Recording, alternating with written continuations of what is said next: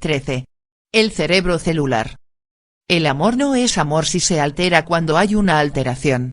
William Shakespeare. Desde que los investigadores Watson y Crick descubrieron el ADN y la manera en la que su secuencia determina la creación de aquellas proteínas que acaban convirtiéndonos de alguna manera en quienes somos, siempre ha habido una gran expectación en torno a los nuevos descubrimientos sobre el genoma humano. Parecía de lo más lógico pensar que si el ADN se encontraba en el interior del núcleo celular, eso otorgaba a dicho núcleo la categoría de cerebro celular. Sin embargo, permítame el lector que le haga una pregunta: ¿el cerebro, es el que decide o es el que ejecuta?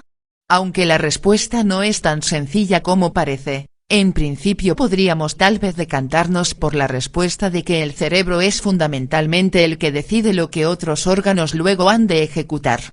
Pues bien, si este fuera el caso, el cerebro celular no se encuentra en el núcleo de la célula por más que tenga en su interior el ADN. El ADN lo que hace es ejecutar una serie de órdenes para que algunos de los genes que son unidades funcionales de ADN se activen o no lo hagan. Ni siquiera los gemelos homocigóticos que comparten exactamente la misma secuencia de ADN despliegan el mismo carácter o sufren las mismas enfermedades. Hay algo más que durante mucho tiempo, de alguna manera, se nos había escapado. Alrededor del citoplasma de la célula, que es el lugar donde se encuentra desde la central energética de la célula llamada mitocondria, hasta el retículo endoplásmico granuloso, que es donde se fabrican las proteínas que determina el ADN, existe la llamada membrana celular. Para que seamos conscientes de la importancia de la membrana para la vida de la célula, baste decir que se puede quitar el núcleo a una célula sin que la célula muera. Eso sí, ni podrá sintetizar nuevas proteínas ni podrá reproducirse en dos células hijas, pero no morirá hasta pasados muchos días.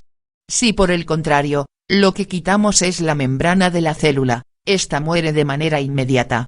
Hoy cada vez está más claro que el verdadero cerebro de la célula no está en el núcleo, sino en la membrana. Es la membrana la que está en contacto con todas las sustancias químicas que viajan por la sangre y que incluyen desde las llamadas moléculas de la emoción hasta elementos que han penetrado en nuestro cuerpo procedentes del medio externo. Es la membrana de la célula, con sus múltiples receptores o puertas de entrada, la que se hace tremendamente sensible al medio químico en el que vive. Hay moléculas que, bien actuando indirectamente a través de la membrana o teniendo una acción directa sobre el núcleo, hacen que ciertos genes se expresen o que no lo hagan.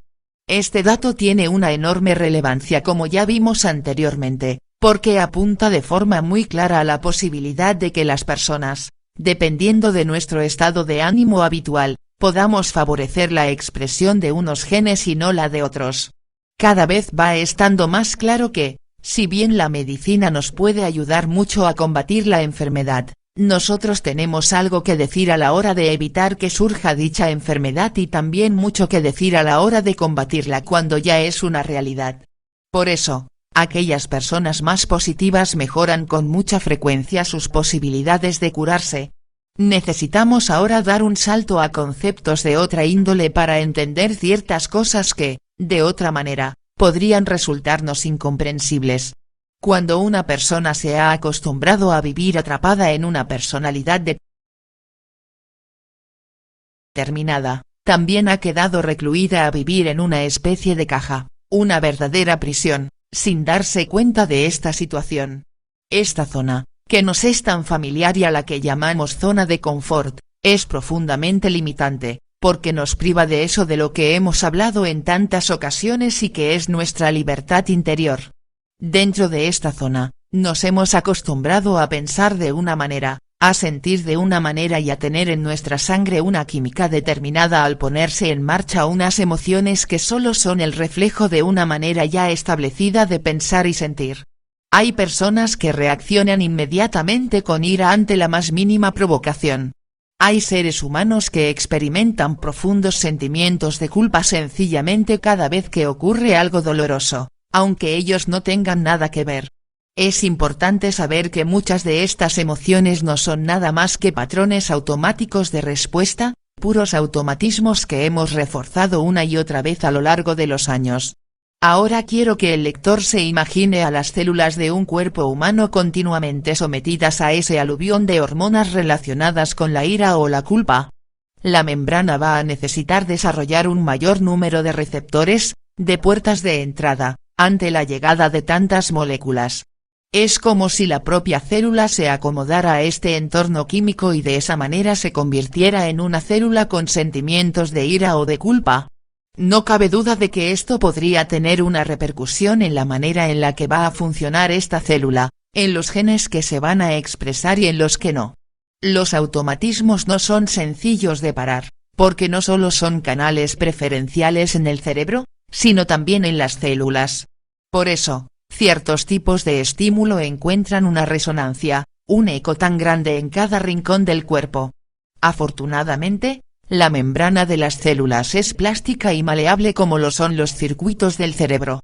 Ellas se reproducen y, si ven que el medio químico en el que viven ha cambiado, responderán con cambios en su función. Estoy convencido de que los cambios físicos y las sanaciones que se ven en muchas personas después de cambiar ciertos esquemas de pensamiento, obedecen a esta transformación en la respuesta celular.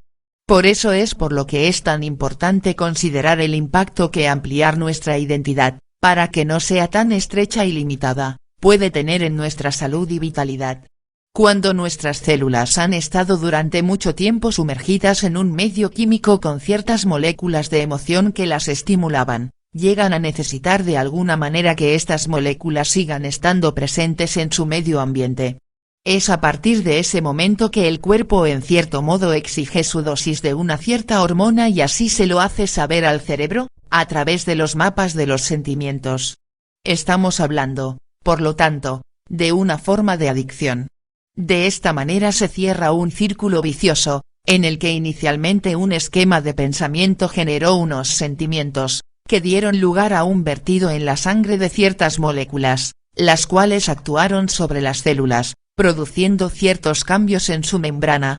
Después, la célula se ha acostumbrado a estos cambios y exige al cerebro que vuelva, cada cierto tiempo, a liberar el mismo tipo de sustancias.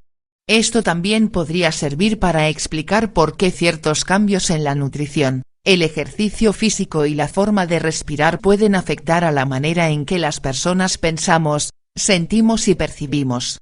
Todos estos factores que acabamos de nombrar tendrían la capacidad de alterar el medio químico en el que se encuentra la célula. Ello llevaría a transformaciones en la membrana y en el funcionamiento celular. A partir de ese momento, dichas células mostrarían una resistencia a que el cerebro volviera a cambiarles las moléculas que predominan en su medio. Hay personas, por ejemplo, que con algunos cambios en la nutrición pueden mejorar mucho su estado depresivo. Aquellos que hacen ejercicio físico de forma regular saben que son menos proclives a experimentar sentimientos de ira o angustia que quienes llevan una vida completamente sedentaria. Las personas que aprenden y practican ciertas metodologías respiratorias mantienen estados de ánimo mucho más positivos que quienes no lo hacen. Ahora nos es mucho más fácil entender por qué, cuando queremos parar uno de estos patrones automáticos de respuesta, notamos tanta resistencia. Por eso es por lo que tenemos que desarrollar tanta paciencia con nosotros mismos y con los demás en lo que a procesos de cambio se refiere. Resumen final: cuando usted reaccione de una manera que no le guste, no se juzgue ni se critique duramente, porque eso no le llevará a cambiar. Ejercite la compasión con usted mismo. Sea firme, pero no sea duro. No haga leña del árbol caído. Señalarse con un dedo acusatorio no le ayudará a ser mejor persona. Sustituya la vergüenza y la culpa por el ejercicio de la responsabilidad.